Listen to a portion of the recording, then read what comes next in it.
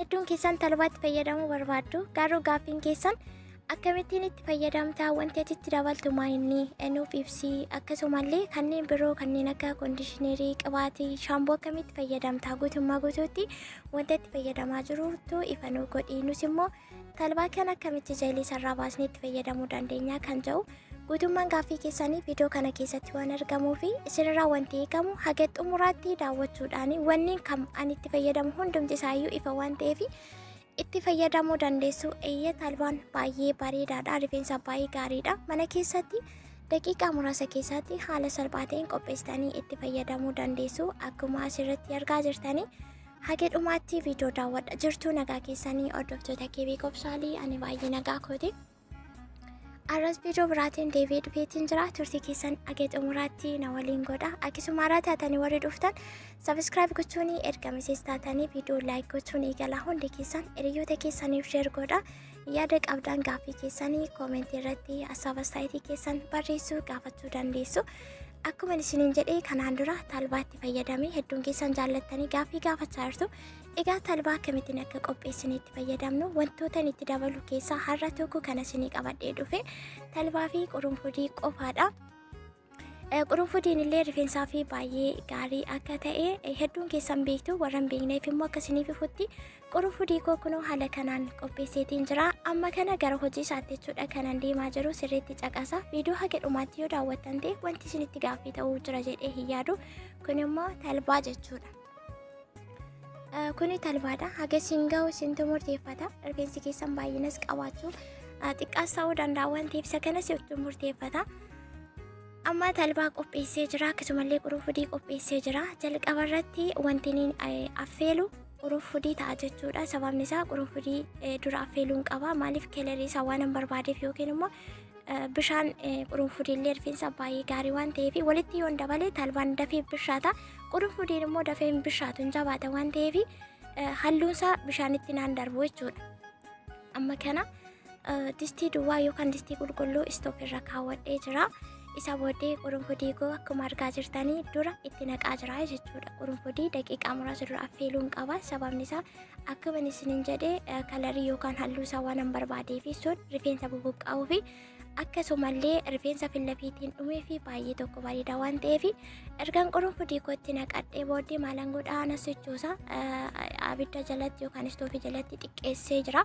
Miidiyeemirra kaa'een jira jechuudha. Maaliif suuta suutaan akka inni bifa isaa jijjiirratu waan hin barbaaduuf akkuma asirratti argaa jirtan amma bunni ta'ee jira jechuudha. Isa booddee achumatti maal godha talbaan itti naqaa jechuudha. Amma qurunfudiin bifa bunni godhatee haala bareedaa ta'ee jira. Bishaan isaa baay'ee bareedee jira akkuma argaa jirtanii isinii bifa hidheetii yaada. Isa booddee talbaa koo itti naqadha jechuudha. Talbaan dafee bishaata. Qurunfudiin garuu dafee bifallee hin jijjiirratu, hin jabaata jechuudha akkuma isin hubattan. Isa booddee talbaa koo ergaan itti naqadhee booda walitti sochoosaa jechuudha suuta. Ammallee abiddi isaa jalatti miidiyeemirra jira.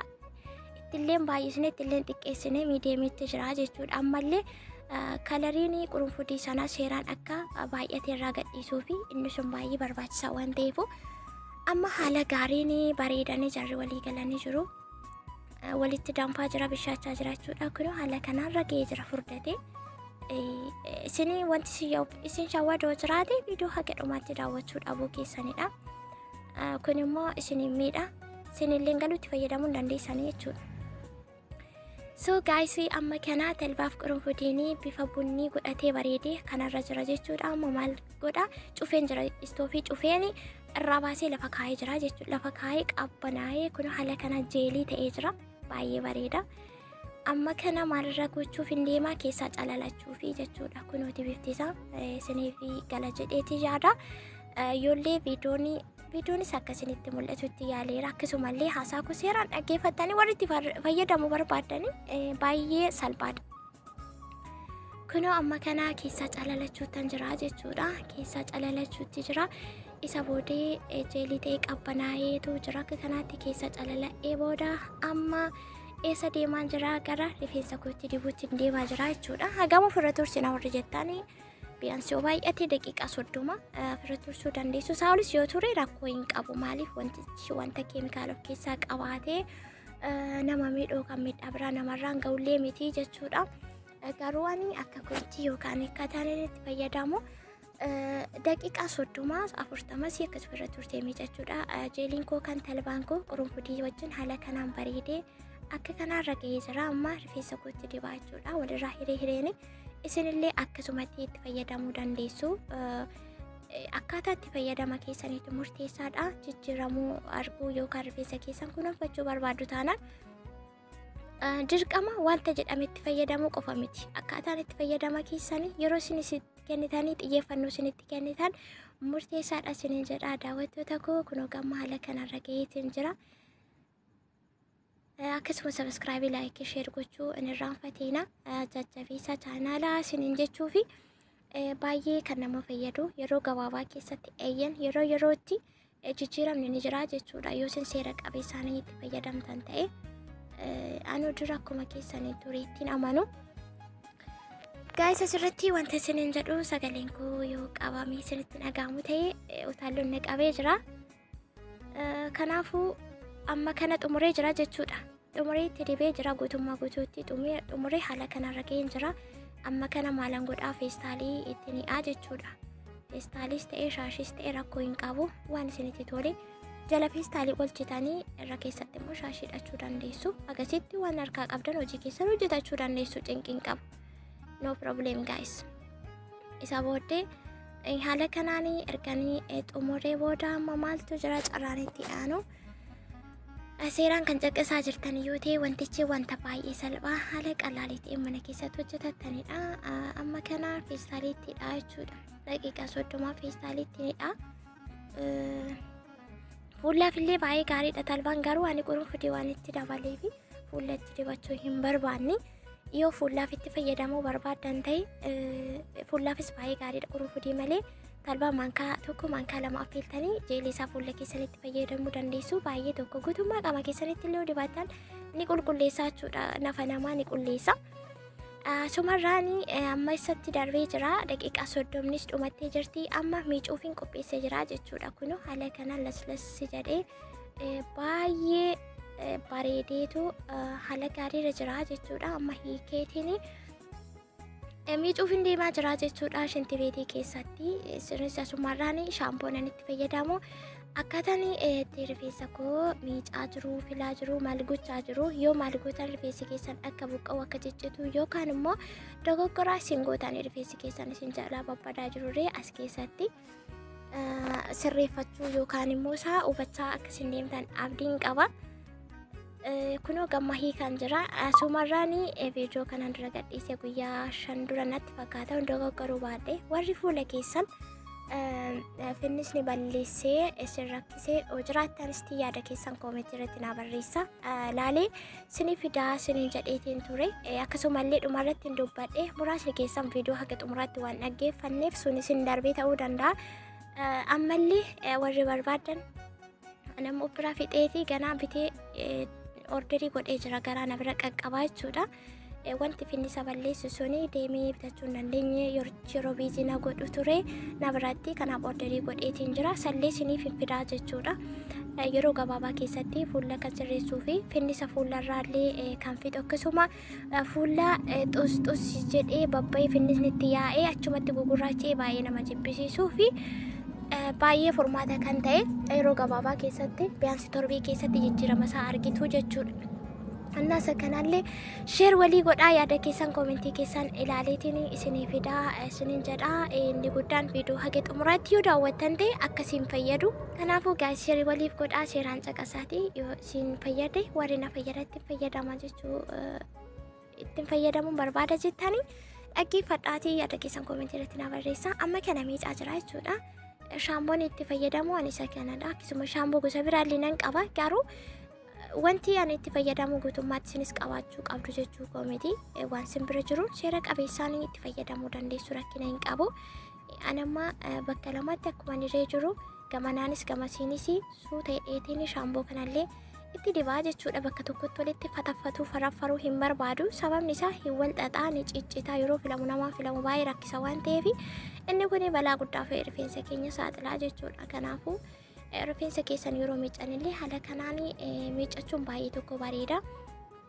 Akkasuma immoo shaamboo haga dheerina isaatti miti kan isin gochuu qabdan jalqaba buqqee mataa keessan irra keessatti yoo gootan inni irra keessaa miicamu haqee caafii isaa xiyyoo isaanii qaqqaba waan ta'eef guutummaa guutuutti shaamboolee qallaquun hin barbaachisu. Yeroo tokko qofaadha shaamboo kana itti dabalu'anii yookaan itti dibu. Maaliif akkuma yeroo hundaa isiniin jedhu shaamboon rifeensatti yeroo baay'ate rifeensi ni ciccita.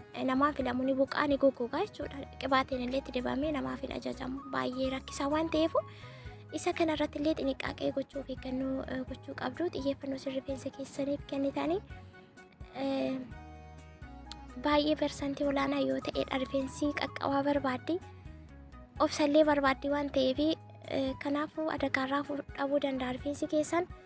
Seeraan caqasaatitti fayyadamaa isiniin jechuu fi egaa amma akkuma argaa jirtanii akkuma isiniin jedhe yeroo tokko qofaadha kanaan itti deebi'ee jiru shaamboo amma gara xumuraatti deemaa jira. Kanarraati akkasiin hubattan akkasitti itti fayyadamtanii akkasiin itti gammaddan illee abdiin qaba. Ani baay'ee natti tolee haala kanaatiin yeroo hundumaa jechuudha. Heer maaskii yookaan immoo maaskii rifeensaa otoo miiciin duratti wanti itti fayyadamu wanta hedduutu jira. Garuu yeroo hundumaa itti fayyadamu caalaatti wal fakkaataadha. Sababni isaayyuu na fayyada naa ta'ee jira waan ta'eefini itti fayyadama. Wanta biraa fidu keemikaalawwan tokko tokkorraa of eeggannoo baay'ee hin godha. Maaliif gaariin ta'u waan ta'eef adeemsa keessa waanuma kamiyyuu yoo ta'e xinniqqaaqeetiin itti fayyadamuun baay'ee barbaachisaadha. Kabajamoo daawwattoota tokko kunoo amma kanarra ga'ee jira jechuudha. Garaadhumaa yookaan macarrashaarra ga'uutan jira. Argitanii yeroo filamullee waan tokko keessaan bahu jechuudha. Haalli kana yeroo filattan ta'e rifeensa caccabaataa yookaan rifeensa lallaafaa wanti jedhamu hin jiru. Keessattuu bishaan keessatti yeroo miiccan haala kanaan filaa qaqqabaa harka keessaniin masaaj gochaa filtan baay'ee gaariidha. Amma kana xumuree bahee jira jechuudha. Sadarkaa kanarra ga'ee jira. Fooxaa xiqqoo itti maree bishaan sakka lafatti hin coccobne malee guutummaa guutuutti yoo goggosines gaarii hin ta'u waan ta'eef rifeensa keenyaa fi argitanii baay'ee bareeda baay'ee namatti tola. Kanan jedhee isinitti himuu hin danda'u isinitti murteessa. Dibata itti fayyadamu kana fakkaataa jechuudha. Baaziliinii itti fayyadamu gosa lamadha. Isin kan isin dandeessi tokkotti fayyadamuu dandeessu qibaatii avukaadoo fi baaziliinii kana lamaan itti fayyadamuu fi isa kanallee dhumarra maal gootaa maalitti dibdaa akkam gootaa kan jedhu warri haaraa taatanii viidiyoo kana dura ni hojjedhellee gadi buutanii hedduu isaa ilaaluu dandeessu. Baay'ee kan isin fayyadu waan ta'eef gadi buutanii ilaaluu dandeessu. Haala kanaatiin rifeensa keessanii kuni baaziliinii kana haaraa reefiin banaa jechuudha. Har'a banii kunoo kana fakkaata. Kun immoo baaziliinii aloveeraa irraa hojjetame kun fuulaaf illee baay'ee tokko gaariidha. Isa kana yeroo fuulduratti isinii hima viidiyoo biraatiin deebina. Kun qibaatii avukaadoo irraa hojjetamedha. Kunoo gosa sadan kana walirratti erga sukkuumee booda haala kanaan ammallee masaajii gochaa qasseedhee walirraa irraa suutaan filuutti jira jechuudha. Istiisin akka kanaatti haala kanaan itti fayyadamtanii dhuguma jijjiirama hin jiru taanaan tarii wayisintu sooba wayitu anatu sooba garuu dhugaa dubbachuuf akkaataa itti fayyadamtan wanta itti fayyadamtan hundumaa atoo yaada keessan koomentii irratti naa barreessitanii baay'ee tokko natti tola. Akkasumallee wanta itti fayyadamu itti fayyadamtanii hedduun keessan immoo kan jaallattan itti fayyadamaa jira. Dhuguma jijjiirama qabaa jettan warri yaada keessan koomentii irratti naa barreessaa jirtan baay'ee galatoomaa isiniin jedha. Kunoo xiyyoon isaan hin jajjabaataa hin filamuu jettan mee isin akkam gootu? Ani akka kanaatti yoon hojjetadhee baay'ee naaf salphata baay'ee gaarii rifeensaaf illeessa bareedaa jechuudha. Persentii 100 keessaa 100 kan inni ittiin amanu amma fufurdisee jechuudha kan hojjetachaa jiru. Sababni isaa yeroo illee ni qusataa rifeensaaf illee gaariidha. Yeroo hiikamullee yeroo ofirratti hojjetattan illee waan tokko wanti keessaa bahu hin jiru jechuudha. Dhugaa dubbachuu fi baay'ee kan namatti toludha. Egaa akkuma argaa jirtan jalqaba furdisee tokko dha'ee gajjallaa saammoo yookaan xiyyoo saammoo isaa lamatti jechuudha. Lamatti reen akka kanaatti mee ilaalaa akkasini galutti yaaleera. Yaa'u qalbiidhaan yookaan viidiyoo daawwatanii yoo ta'e baay'ee isinii galaadha. Kunoo haala kanaan lamatti hireenii bakka lamatti micciraa jechuudha. Ammas tokko hafee jira. Jalqaba tokko godhee walitti erganii dha'ee yookaan gungunee isa jedhanii walitti gonogonee booddee amma kana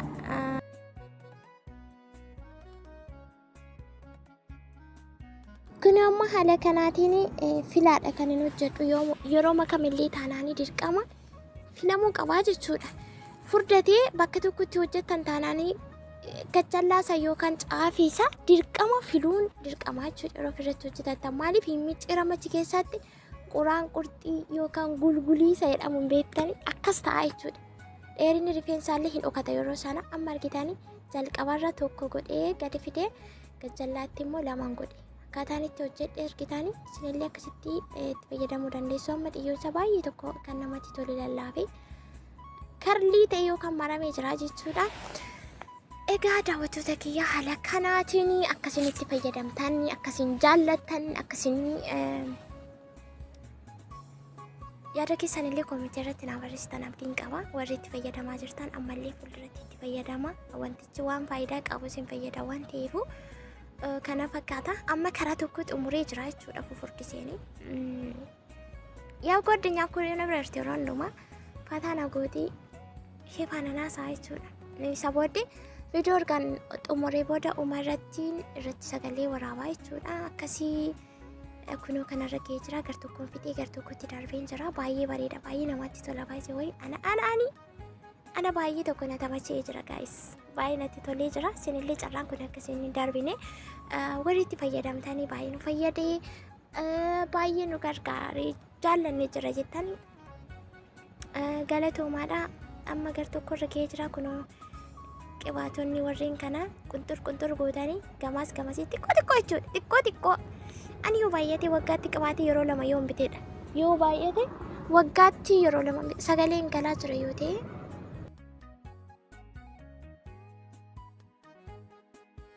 Egaa sagalee galaa jiru yoo ta'e fi dhiifama naa godha. Kunoo kanarra jira argitanii haala kanaanii filtanii jechuudha kan isin itti fayyadamuu qabdanii. Amma kana gamaanis ta'e gamasiin waa hundumaa already xumuree jira. Mee kana birrii meeqaan hojjechiistu mee mana rifeensaatti mee gatii sana hima. Kuni warra rifeensa hojjetan biratti gatii amma kanaa ni baasaa kan jettanii koomentii irratti naa barreessa. Akkasumallee viidiyoo haga xumuraatti kan daawwatu eenyu takka daawwatu eenyu takka hin daawwanne adda baasuuf ni gargaara jechuudha. Yaadan xumura irratti dudubbadhu irratti warri yaada naa kennitanii isin akka viidiyoo haga xumuraatti daawwattaniin argaa. Egaa yoo haga xumuraatti daawwattanis isinumaan fayyadaa. Yoo immoo xuxxanii deebitanii isinumatu carricha kana dhabaa. Qibaatonni kunoo kana fakkaatanii isaan kanaan akkasitti babbareedee shibriqii jedheetiin jira. Agaammaatti waan wajjin turtanii fi guddaa galatooma. Sabastaatiin keessan akkuma itti fufetti viidiyoo please like share gochuu hin irraanfatina. Hiriyoota keessan biroo biraatiin qaqqabsiisaa jecha viidiyoon isinii qabadhee dhufe kana fakkaata. Viidiyoo biroo nagaa walitti deebinutti lafa jirtanitti fayyaa nagaa ta'a.